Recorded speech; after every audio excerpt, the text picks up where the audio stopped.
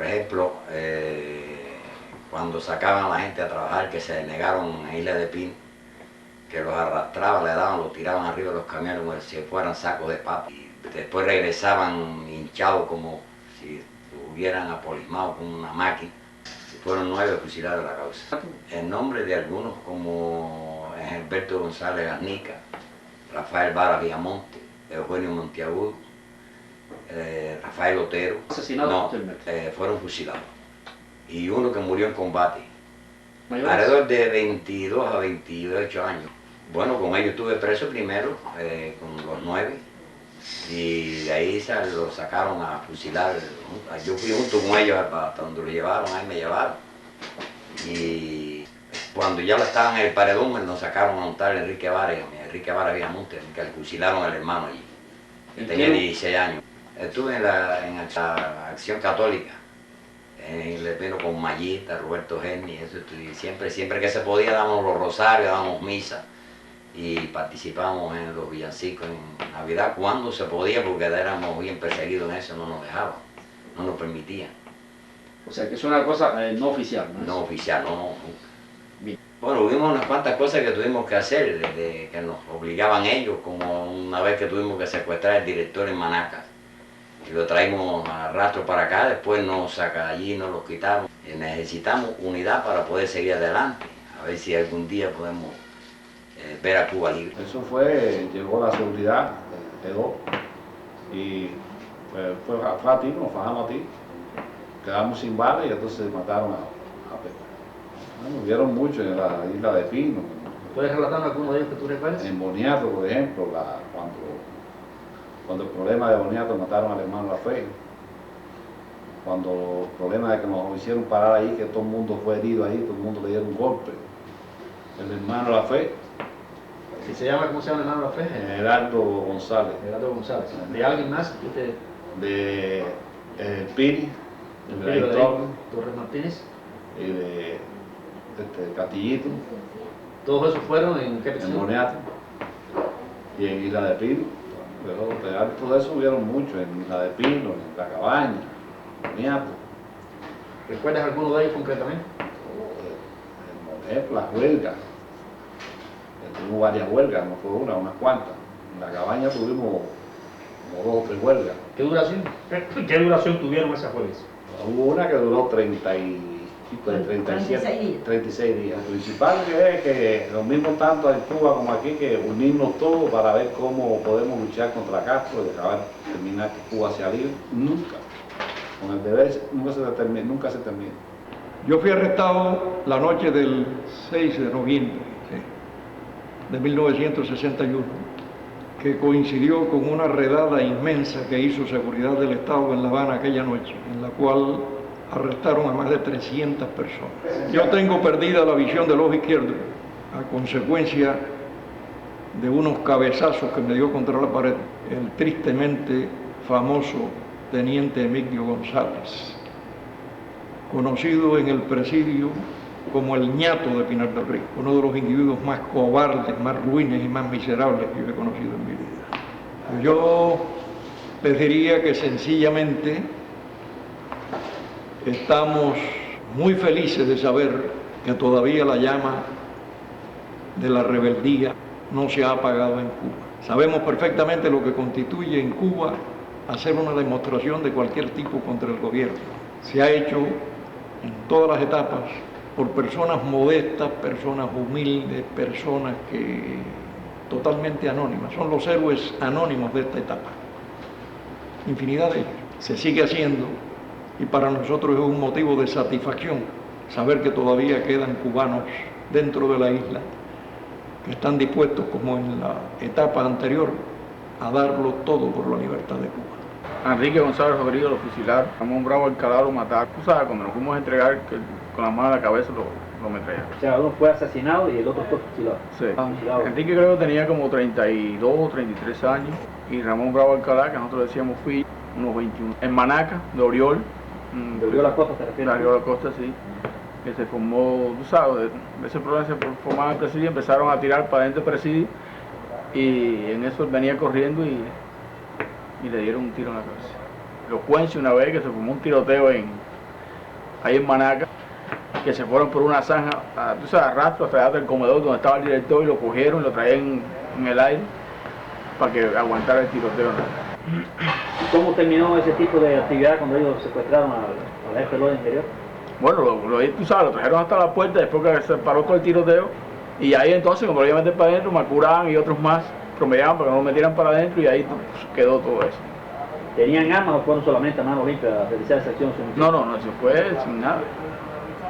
Las descargas del pelotón de fusilamiento, llegando la vida de compañeros que habían luchado por liberar a Cuba, y mientras sonaba el pelotón, ellos gritaban "Viva Cuba libre, viva Cristo Rey". Eso me impactó, que cada noche era como morir día a día.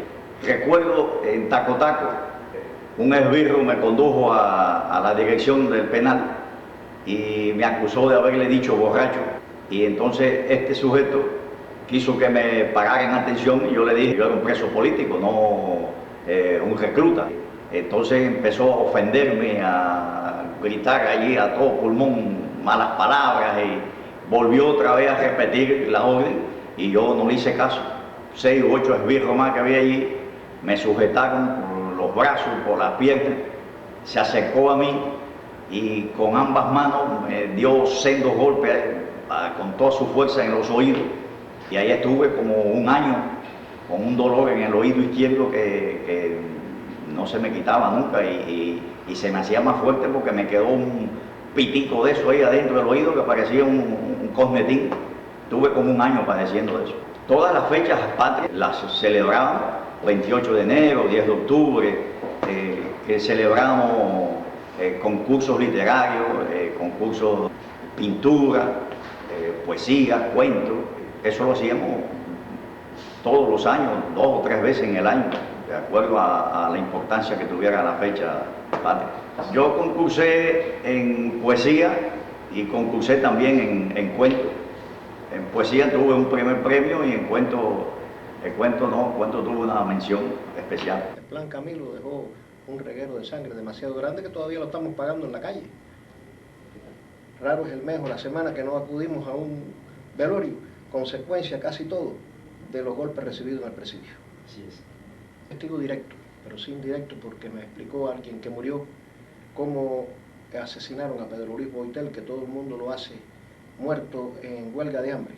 No, señor, Pedro Luis Boitel, después de 52 días fue sacado de la galera donde nos encontrábamos todos nosotros, él con nosotros, y por la madrugada fue asesinado por Merardo Lemus, jefe de cárceles y prisiones, por medio de una almohada que le puso en la cara, y el testigo me explicó bien claro cómo después de un rato, casi no tenía fuerza ya Pedro Luis, dijo: se murió, salió corriendo, y fue esa su frase: se murió, y el testigo me dijo: no, lo murió, yo lo vi, y yo soy quien algún día dirá la verdad de cómo murió Pedro Luis Boitel. Usted habla de cerca del coronel Merardo Lemus, que es Y una de las cosas que yo te puedo decir que me impresionó tanto en eso fue las huelgas. ¿Cómo? Miles de hombres se lanzaban a la huelga, 10, 20, 30, 44 días, como fue la huelga aquella famosa, que duró 44 días. Y los hombres, oye, eso era increíble cómo lo asimilaban. Inclusive hasta a última hora, que nos dejaron 22 días. Eso no fue una huelga, eso fue por parte de los comunistas, que nos dejaron 22 días sin traernos alimentos. Y ni siquiera un solo hombre se rajó, ni siquiera un solo hombre se cuadró.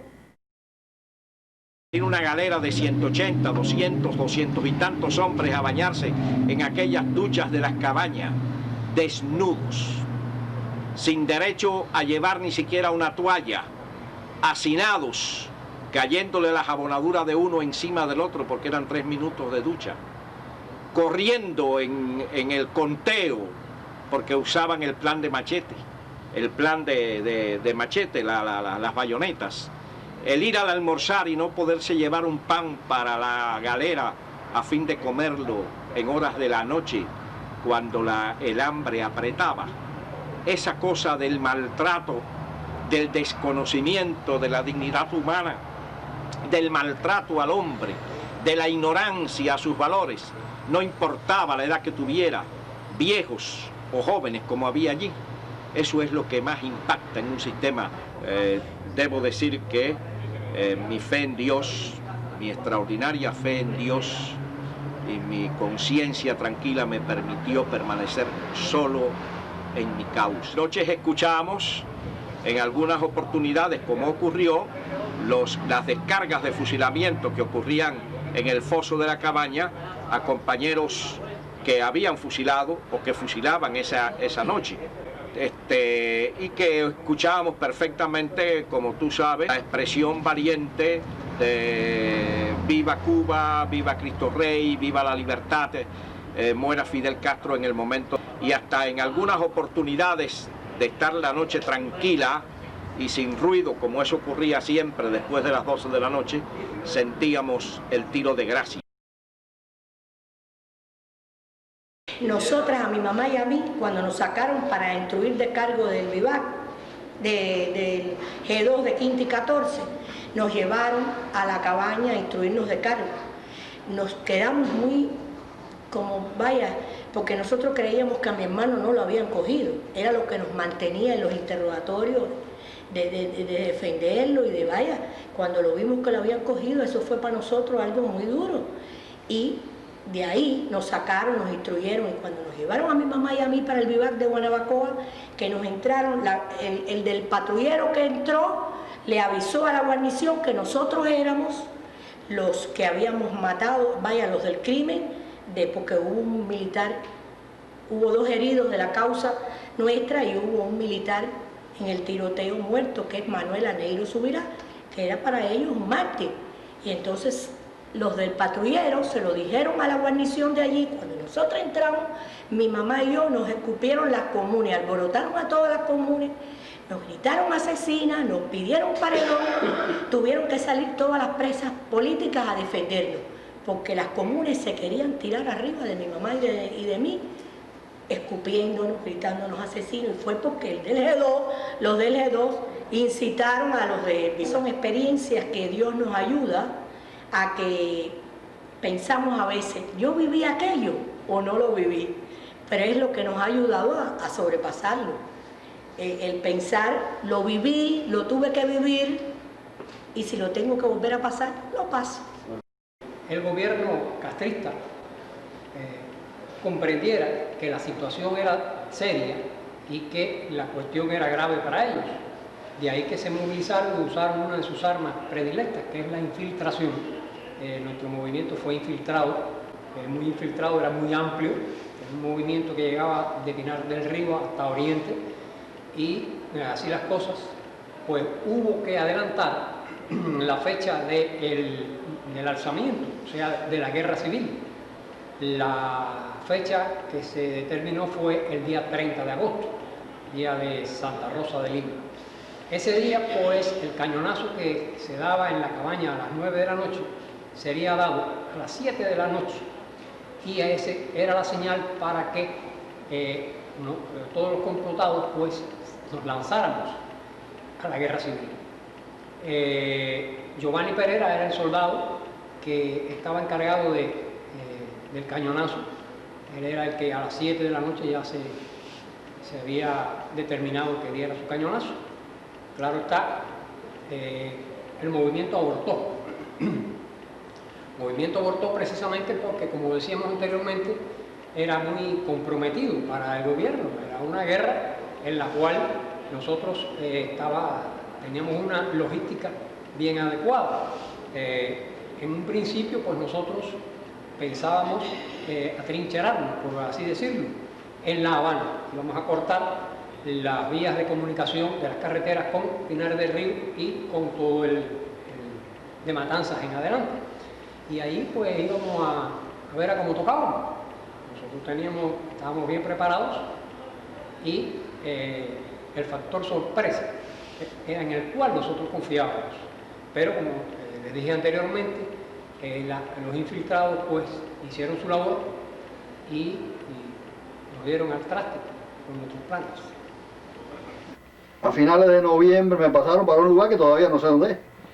Y entonces en ese lugar me pasé unos 3 meses desnudo, con la comida que, bueno, cuando te daban comida no te daban agua, y cuando te daban agua no te daban comida, y los interrogatorios y el problema de eso fue unos 3 meses y pico bastante difíciles. Fue el día que llegamos a la circular, que entramos a la circular, que entonces había infinidad de compañeros ahí, gente que había luchado junto con uno, que uno conocía, y cuando llegamos allí los compañeros cantando el himno, viniendo a saludarlo uno, abrazándonos, viendo gente que uno hacía mucho tiempo que había dejado de ver, y entonces, bueno, fue emocionante y fue una satisfacción agradable. Y en la prisión había infinidad de actividades. Había actividades desde, pudiéramos decir, culturales, escolares, donde se enseñaba a otras personas, a unos a leer y escribir, otros a aprender idiomas, otras cosas. Participé en algunas de esas cosas en los dos sentidos, tanto ayudando como recibiendo. También nosotros hacíamos unos tipos de conferencias o seminarios o algo de eso, entonces que impartíamos, y también participé en las dos partes, o sea, unas veces exponiendo y otras veces recibiendo, y en algunas actividades religiosas como misas y esas cosas, que participábamos casi todos los presos en esas situaciones, pues yo participaba también. Yo considero que cualquier ciudadano, en más o menos